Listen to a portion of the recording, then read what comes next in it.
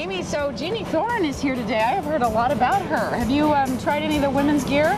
I have tried some women's gear for the last several years. Jeanne comes out here, you've got a ski shop involved? Yes, Jeanne comes out and brings women's demo equipment, skis and boots, and people can try things that she thinks might be good for them. If you haven't heard it yet, it's just a matter of time on the slopes before you get the gospel of girl skis, according to Jeanne Thoren. Anybody who knows Jeanne knows that she's not bashful, or she's a tad outspoken, and I remember her coming up to me and drilling her finger into my chest, telling me that me, as a representative of the retail part of the ski industry, was responsible for chasing women out of the sport.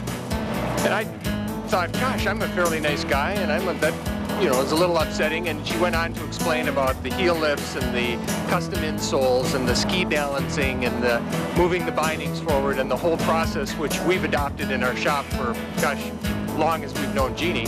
And she's basically turned us into a more women's friendly shop. We've been out here at Asphodels today testing all of the skis and the boots and having a wonderful time.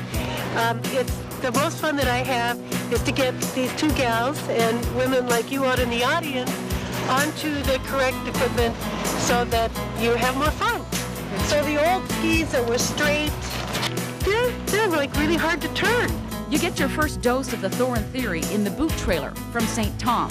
That's Jeanne's husband. The boots are not designed for this material. It doesn't seem like much, but cumulatively it's a lot of fabric. And that just makes your calves even bigger, And if it's too snug, you either can pull it up, roll it up, or if it's too snug like here, we've cut this so it will come over the calf without being a tourniquet. And I'll look for something else. Yeah. All right. And the trick is to put the socks on only the moments before you go skiing. Don't drive out here to the hill. Because your feet will be soaking wet or damp at least, and that won't, and if you're prone to cold feet, don't skip breakfast, All that good stuff. all that good stuff. Change the socks at noontime, wear a hat, do the upper buckles first, Okay. so that you don't want to get too much pressure here. Okay, so now we need some sassy skis for these sassy boots, Okay, right? yep. Yeah, okay. You need to figure out your binding setting. So the first question is, how tall are you? 5'3". Okay. Are you in that weight range? Yeah. Okay. No evil? Okay. That's right, no evil. So the next is, we know your boot size and your ability level. You're a type 2 skier. Good, better, best? Best. Good, better, best. Best? Okay, so you're type 3. I don't know, what am I, Jeanne? 3. Okay. She said I'm 3. Okay. A tiny little tail, too long in the front. Gotcha. And now the women's skis are more balanced with less in the front and a little bit more in the back so that we don't slide our tails so much. Yeah, and I felt that there's too much in the front on these before, so cool. Let's go see it. Let's try it. Okay.